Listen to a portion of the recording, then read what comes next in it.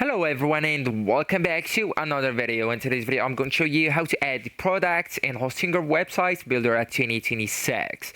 So actually guys, first I do really want you to make sure that you already have an account signed in to the hpanel hostinger.com, and then just go ahead and click on the websites option on the left hand menu, and then make sure that you already select the websites list or the first option on the website section. So now I do really want you to go with the websites that you want to add the products or a product on it. So then click on the edit website next to it. Right now we are being forwarded into the website builder or the Hostinger website builder.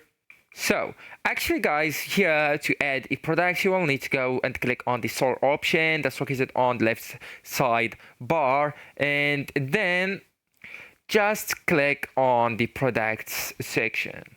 Okay, so right now are being forwarded to the store manager, and right here you can go and click on add a product just from here, and then choose the type or the category of the product. So for example, we go with a physical product, and you can here upload an image of it. You can upload an image that's one is generated by the AI or will be generated by the AI. Here you can upload the image from your files or your computer files, even the phone's files.